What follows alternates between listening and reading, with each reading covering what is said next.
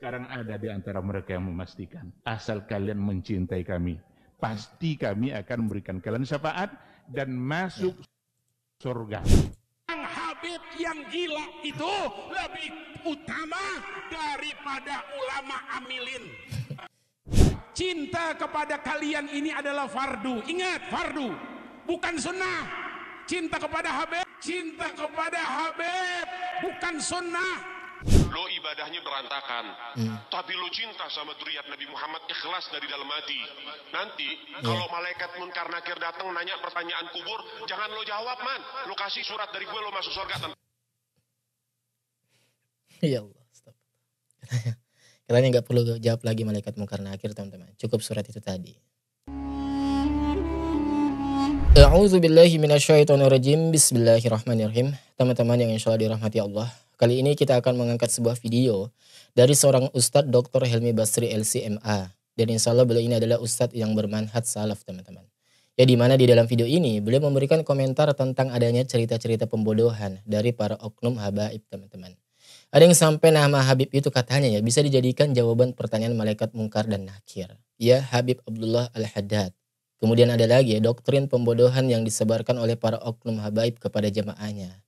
Ya, Habib itu mengatakan bahwa hanya dengan modal cinta kepada Habib itu bisa memasukkan orang ke dalam surga tanpa hisab. Ya, meskipun pelaku maksiat, meskipun enggak sholat, ibadahnya berantakan. Ya, pokoknya asal cinta sama Habib itu masuk surga, teman-teman, katanya. Nggak perlu baca kitab Al-Quran, nggak perlu baca hadis, nggak perlu baca kitab-kitab para ulama, nggak perlu baca-baca kitab-kitab ulama, ya. Yang diperlukan cinta kepada para habaib, katanya. Dan kami rasa ini adalah, maaf ya, sebuah kekeliruan menurut kami, ya. Dan sebelum kita simak videonya, teman-teman, buat kalian yang baru pertama kali menemukan channel ini, ya, buat kalian yang juga suka dengan konten-konten memberantas paham TBC, ya, takhayul, bid'ah, dan khurafat, silakan subscribe channel ini, ya. Mari kita bersama-sama besarkan channel ini dan bersatu melawan pemahaman TBC. Ya, karena berjuang dalam amar ma'ruf nahi mungkar itu ya bisa untuk siapa saja dan dalam bentuk apa saja. Ya, termasuk dengan sekedar subscribe channel ini. Oke, kita simak ceramah dari Ustaz Helmi Basri LCMA hafizahullahu taala, teman-teman. Menuhankan seseorang yang disebut Habib. Saya bukan benci Habib, tapi saya benci Habib yang merusak agama Islam. Kalau ya, beliau tidak membenci Habib itu, tapi beliau membenci terhadap oknum-oknum yang merusak agama Islam itu sendiri, teman-teman. Ada oknum menamakan dirinya Habib atas nama keturunan Nabi, seolah-olah dia sama dengan Nabi, lalu bisa memberikan segala yang diinginkan. Apa kata salah seorang Habib? Kalian mau buat dosa, mau buat apa, silakan. Tuh, kan ada viral tuh, teman-teman, ya. Habib sebagai keluarga Nabi, kalian selamat. Nanti kalau kalian mati, tulis nama Habib itu, letakkan di bawah keningnya di dalam kain kafannya. Ya Allah, betul-betul. Kalau nanti malaikat mungkar nakir nanya, nggak usah dijawab, tengokkan aja kertas tuh. Ini pembodohan yang luar biasa. Teman-teman, ya, beliau mengatakan ini pembodohan yang luar biasa, teman-teman. Ya, nggak ada seperti itu. Ya, bisa orang sekalipun itu mengaku sebagai Habib, ya nggak bisa melakukan seperti ini. Menulis nama bahwa terhadap orang yang meninggal, kemudian orang itu lantas aman dari pertanyaan alam kubur, aman dari pertanyaan malaikat mungkar nakir. Nggak ada, teman-teman, ya. Dan ini harus kita tanamkan di dalam akidah kita Ahlussunnah wal Jamaah, bahwa hal seperti ini tidak benar adanya, ya. Dan beliau katakan ya, ini adalah pembodohan Bagi umat Islam, adakah yang percaya? Banyak orang. Tuh, banyak yang percaya, tetapi saya enggak, saya pribadi enggak percaya, teman-teman. Orang jahil, orang-orang tidak berilmu, yakin dengan hal seperti itu. Beliau juga mengatakan, kalau kalian mencintai kami sebagai Habib, pasti kami akan berikan kalian syafaat. Padahal Nabi kita, Nabi Muhammad Sallallahu Alaihi Wasallam, tidak akan bisa memberikan syafaat kalau tidak diizinkan oleh Allah. Tuh poinnya, teman-teman. Nabi saja kita Muhammad Sallallahu Alaihi Wasallam nggak akan bisa memberikan syafaat kepada umatnya ya tanpa izin dari Allah Subhanahu Wa Taala. Lah, ini ada di belakang, di akhir zaman ini ada oknum yang mengatakan bisa dengan mudahnya memberikan bahwa menjanjikan sebuah syafaat kepada seseorang. Jadi ini kan lagi-lagi, teman-teman, di sini kita bisa berpikir, teman-teman, ya. Kita bisa berpikir secara cerdas bahwa hal ini tuh sebenarnya benar atau enggak. Subhanahu wa ta'ala. Nanti di hari akhir dia menghadap kepada Allah dan meminta izin kepada Allah untuk memberikan syafaat itu. Tuh, Rasulullah saja harus seperti ini, melakukan hal seperti ini dulu, ya, baru bisa memberikan syafaat kepada para umatnya.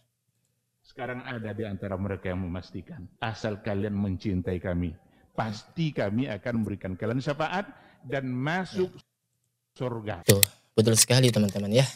Memang banyak oknum dari para habaib itu kalau ceramah, isinya doktrin-doktrin untuk mengunggulkan nasab mereka. Padahal nasab mereka ini ya entah benar entah tidak. Ya kalaupun benar ya, Allah nggak lihat nasabnya, nggak lihat. Ya innallaha la yanzuru ila suwarikum wa amwalikum walakin yanzuru ila qulubikum wa a'malikum. Hadis riwayat Muslim nomor 2564. Ya Allah nggak melihat rupa-rupa kalian.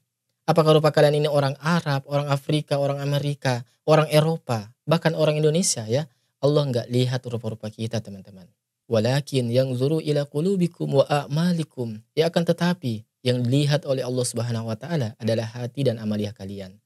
Hati kalian ini benar enggak beriman kepada Allah Subhanahu wa taala? Ikhlas apa enggak beribadah untuk Allah Subhanahu wa taala? Sesuai tidak dengan amalan kalian ini dengan tuntunan Al-Qur'an dan Sunnah? Sesuai dengan contoh, sesuai dengan perintah dari Nabi Muhammad SAW dan para sahabat serta generasi terbaik umat Islam ini, ya. Kalau tidak sesuai gimana mau masuk surga? Apalagi menjamin orang lain untuk masuk ke dalam surga. Ya, ada itu oknumnya yang mengatakan seperti itu. Katanya enggak perlu kita ini baca kitab ini, ya enggak perlu baca kitab itu. Yang gak perlu hafal kutubus sittah, gak perlu hafal kitab apalah ya. Yang dibutuhkan, yang diperlukan itu hanya cinta kepada zuriat Nabi Muhammad SAW. Ya cinta kepada Habib maksudnya teman-teman. Cinta kepada Habib, cinta kepada Habib, cinta kepada kalian ini adalah fardu. Ingat, fardu. Fardu teman-teman, ya artinya wajib. Bukan sunnah. Artinya kalau seseorang itu sudah mengatakan atau memberikan fatwa wajib, maka ketika kita tidak melakukan atau kita tidak cinta terhadap Habib, maka itu kita akan dosa. Ya menurut pernyataan beliau. Atau kalau kita terjemahkan kan kurang lebih seperti itu teman-teman. Karena sesuatu yang wajib maka harus kita lakukan. Ya namanya wajib, ya ketika kita tinggalkan maka kita akan dapat dosa. Ya berbeda sunnah, ketika kita melakukan dapat pahala, ketika kita tidak melakukannya maka kita yang rugi karena nggak dapat pahala. Tetapi dosa nggak dapat. Itu kalau sunnah. Habib yang gila itu lebih utama daripada ulama amilin. Ya Allah, Habib yang maaf ya gila katanya lebih utama daripada ulama amilin. Cinta kepada Habib, cinta kepada Habib, cinta kepada kalian ini adalah fardu. Ingat, fardu, bukan sunnah. Cinta kepada Habib, cinta kepada Habib, bukan sunnah. Ya saya rasa setiap dari kita umat Islam pasti ya. Siapa sih? Kalau orang-orang benar-benar Islam yang masih baik keislamannya pasti gak tanpa disuruh pun untuk mencintai ahlul bait, para habaib. Ya tentu mereka pasti akan cinta terhadap habaib. Tentu mereka pasti akan cinta terhadap ahlul baitnya Rasulullah SAW. Iya kan? Tetapi justru ya adanya pernyataan-pernyataan seperti ini, adanya oknum-oknum yang mengatakan seperti ini justru secara tanpa sadar ya membuat orang-orang atau saudara-saudara kita yang awam itu jadi apa ya, merasa ilfil gitu, merasa apa sih harus banget gitu, apa sih yang awalnya mungkin sudah cinta justru berkurang karena ya ulah-ulah seperti ini, oknum-oknum seperti ini teman-teman ya. Bukan mubah apalagi makruh, wajib. Artinya kalau nggak dijalanin ada orang nggak cinta, ada orang benci waliyadzubillah, maka dia keluar daripada ajaran Ahlus Sunnah wal Jamaah. Jadi nggak perlu baca tafsir hafal kutubus sittah. Nggak perlu katanya belajar tafsir, hafal kutubus sittah. Ya ini kitab-kitab hadis teman-teman ya.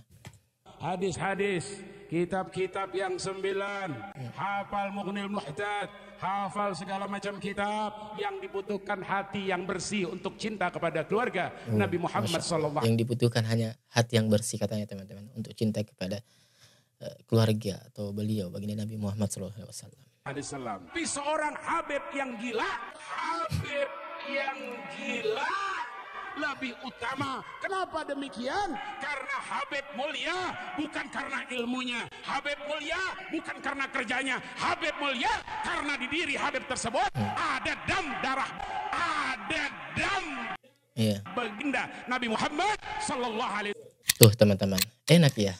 Jadi nggak perlu kita ini pintar, nggak perlu kita ini paham syariat Islam, nggak perlu kita baca kitab tafsir, nggak perlu baca kitab ulama, nggak perlu baca kitab-kitab fikih, ya nggak perlu baca kitab-kitab tauhid. Pokoknya sekarang ini yang perlu adalah kita ini cinta kepada zuriat Nabi Muhammad SAW, ya cinta kepada Habib maksudnya. Ya seakan-akan cinta kepada Habib itu wajib teman-teman, ya karena apa? Habib itu mulia, meskipun Habib bodoh, Habib maaf gila katanya ya, Habib nakal, Habib ahli maksiat, pokoknya teman-teman tetap lebih mulia mereka. Ya, Habib mulia itu bukan karena dia ulama, bukan karena dia paham agama, tetapi karena di dalam tubuh mereka ini mengalir dam, katanya, mengalir Nabi Muhammad SAW. Jadi sekali lagi teman-teman ya, urusan nasab bukanlah menjadi tolak ukur kita ini tuh masuk ke dalam surga dengan selamat atau tidak. Ya kalau mulia mungkin bisa iya, karena tentu ya antara ahlul bait Nabi dengan yang bukan ahlul bait ya berbeda teman-teman. Ya, itulah kemuliaan yang memang diberikan oleh Allah kepada mereka. Tetapi ya ketika persoalan nasab ini dijadikan sebagai barometer atau tolak ukur, manusia itu bisa kita katakan dijamin masuk surga, maka ini yang keliru. Ya, kalau mulia iya mereka mulia, tetapi kalau sampai mengeluarkan statement bahwa pasti atau dijamin masuk surga, ini yang keliru teman-teman. Lihat bagaimana Allah Subhanahu wa taala menggambarkan tentang keadaan hari kiamat nanti. Ya, fa idza nufikha fis-sur, ya, fala ansaba bainahum yauma idzi wala yatasaalun. Kata Allah, nanti ketika sangkakala itu sudah ditiupkan, nggak ada lagi yang namanya ikatan nasab. Ya, nafsi-nafsi sekarang mempertanggungjawabkan perbuatannya masing-masing, mempertanggungjawabkan amaliyah kita masing-masing. Ya, wala yatasaalun. Mereka ini nggak saling bertanya, ente anak siapa? Ya, ente anak Nabi kok seperti ini? Nggak ada teman-teman. Ya, semuanya masing-masing mempertanggungjawabkan perbuatannya masing-masing. Wala taziru waziratu wisra ukhra. Ya nggak ada orang itu memikul dosa orang lain, nggak ada. Nggak ada pula orang yang mendapatkan pahala orang, nggak ada. Ya, Allah Subhanahu wa taala di dalam surah An-Najm ayat ke-39 ya, dengan jelas mengatakan bahwa manusia itu hanya memperoleh apa yang dia usahakan. Ya meskipun anak Nabi kalau nggak berusaha mencari ridha Allah, nggak berusaha menjalankan syariat Islam ini sesuai dengan tuntunan Nabi Muhammad SAW, maka dia nggak akan mendapatkan kemuliaan dari Nabi Muhammad SAW. Nggak akan mendapatkan nggak akan mendapatkan syafaat. Jadi jangan kemudian kita ini merasa mentang-mentang kita ini keturunan Nabi, kemudian kita ini bisa bersikap semuanya untuk mengeluarkan statement. Ya semuanya kita ini mengeluarkan pernyataan-pernyataan yang seperti ini teman-teman. Apalagi sampai memberi sebuah jaminan bagi seseorang ketika melakukan ini dan itu. Kemudian orang itu kita bisa jamin bahwa dia akan masuk ke dalam surga. Hanya karena orang itu cinta terhadap habaib. Ya, cerita Bang Maman seperti itu teman-teman. Dan yang diceritakan oleh Ustaz Helmi Basri tadi, ya itu kan cerita tentang Bang Maman. Sekarang coba kita simak ceritanya teman-teman tentang Bang Maman ini. Ini berkahnya punya hubungan dengan zuriat Nabi Muhammad. Ada muridnya Habib Salim Jindan namanya Abdurrahman. Ya, ada muridnya namanya Abdurrahman. Ini Bang Maman kalau kita panggil Bang Maman. Nih, Bang Maman ini Bang Maman teman-teman yang tadi saya katakan ya. sholatnya berantakan. Sholatnya berantakan. Maman ini maksiatnya luar biasa. Maksiatnya luar biasa. Ibadah kocar-kacir. Ibadah kocar-kacir. Tapi cinta banget sama Habib Salim Jindan. Tetapi cinta banget sama Habib Jindan. Sampai-sampai beliau itu kalau dia jualan kopi rebus, kacang rebus tengah malam tuh pakai gerobak jualan deh, mangkal jualan makanan-makanan. Tuh kadang-kadang Habib Salim Jindan hampir setiap malam ngegodain dia, datang man, lo dagang, iya beb, bungkus semuanya man, bawa ke rumah, iya beb. Diborong ceritanya teman-teman ya, dagangannya Bang Maman ini. Semuanya nggak komplain. Kadang orang zaman sekarang ada bilang penglaris. Jadi kalau habis buka belum ada yang beli, Pak Malik mau ngasih gratis. Ya. Katanya kena sial. Ya, masih ada. Saya pun pribadi sering mendapati masih ada sebagian orang yang masih percaya terhadap hal itu teman-teman ya. Hah? Itu mitos. Lihat. Nah, kalau ini benar, saya setuju ya tentang pernyataan beliau itu mitos. Didikan Habib Salim Jindan. Man baru buka lo man. Iya beb, bungkus semua bawa ke rumah. Bukan hanya dibungkus, dianterin ke rumah Habib Salim Jindan. Itu hampir setiap malam. Jadi baru buka nggak jadi buka, tutup lagi. Orang habis di orang sama Habib Salim diminta. Itu hampir setiap malam. Oh, hampir tiap malam teman-teman. Hingga akhirnya apa yang terjadi? Gak lama Maman meninggal. Innalillahi wa inna ilaihi raji'un. Salim Jindan dikabarin sama muridnya, beb, Maman meninggal. Innalillahi, sian tuh orang baik, kata Habib Salim. Sekarang lagi diapain jenazahnya? Lagi pengen dibungkus, beb. Ya udah, nanti kalau pengen dibungkus mukanya jangan ditutup dulu. Tungguin gue datang. Ini bahasa Betawi nih. Tungguin dulu datang katanya teman-teman. Dan melihat untuk jenazah tuh, pengen dibungkus, pengen ditutupkan kafannya. Beliau ambil kertas kecil, kertas kotak kecil, beliau tulis. Terus diapain? Ditulis sama beliau, ditaruh di bawah kepala isi jenazah. Nah, tutup. Sebelum ditutup, habis beliau tulis, ditaruh tuh kertas, beliau bilang, "Man, gue tahu lo ibadahnya berantakan, tapi lo cinta sama zuriat Nabi Muhammad, ikhlas dari dalam hati. Nanti kalau malaikat munkar nakir datang nanya pertanyaan kubur, jangan lo jawab, man. Lo kasih surat dari gue, lo masuk surga." Ya Allah, stop. Katanya nggak perlu jawab lagi malaikat munkar nakir teman-teman. Cukup surat itu tadi. Ya. Tuh teman-teman, ya. Bang Maman ini ceritanya ya, sholatnya itu berantakan, maksiatnya itu luar biasa. Tetapi karena cinta sama Habib, dan pas Maman meninggal dunia dititipin surat tuh. Dan kalau ditanya sama malaikat, katanya nggak usah dijawab. Lu kasih aja nih surat ini dari gua katanya. Innalillahi wa inna ilaihi raji'un. Ini kan pernyataan apa ya? Nggak tepat lah ya. Pernyataan yang sangat disayangkan, diucapkan oleh seseorang yang harusnya ini jadi panutan. Ya tetapi malah seperti ini. Ya coba teman-teman, ya kita berpikir secara akal sehat nih ya. Sealim apa, setakwa apa juga si Pak Salim ini, Pak Salim Jindan ini teman-teman. Ya sehingga dia bisa menitipkan surat untuk malaikat. Untuk orang ahli maksiat supaya masuk surga tanpa hisab. Coba, Nabi saja lewat kalau seperti ini ceritanya. Ya Allah. Nabi saja gak pernah tuh kita dapatin dalam riwayat apapun itu ya. Pernah mengatakan seperti ini atau memiliki keutamaan seperti ini. Nabi saja loh, ya itu sudah jelas yang sangat luar biasa ketakwaannya beliau. Gak bisa membuat jaminan kepada seseorang pendosa. Kepada orang yang gak sholat. Gak bisa tuh beliau memberi jaminan untuk pasti masuk surga orang itu. Ya, jangankan soal jaminan masuk surga. Perkara hidayah saja ya, itu sudah jelas. Nabi kita SAW itu tidak memiliki hak untuk itu. Untuk memberikan hidayah kepada seseorang. Dan hal itu sudah dijelaskan di dalam Al-Quran. Ya, sekelas istri Nabi, anak Nabi. Yang jelas istri dan anak Nabi ya. Kemudian para sahabat Nabi. Yang jelas-jelas dijamin masuk surga. Gak pernah tuh mereka seperti itu. Yang mengatakan seperti itu. Mendapatkan keutamaan seperti itu. Bisa memberi jaminan surga kepada seseorang. Ya. Artinya bahwa surga dan neraka adalah merupakan hak prerogatif Allah semata teman-teman. Makanya kemudian ya itu tadi. Disayangkan kalau masih saja ada oknum-oknum yang mereka ini merupakan tokoh-tokoh Islam. Diidolakan. Banyak pengikutnya. Yang seharusnya memberi tauladan yang baik. Memberi ilmu yang benar. Pemahaman yang benar. Tetapi justru kita dapati ada di antara mereka, oknum mereka yang malah membuat atau menyebarkan cerita-cerita seperti ini. Ya. Tetapi kembali lagi ya, ini hanya sebuah opini saya, pendapat saya.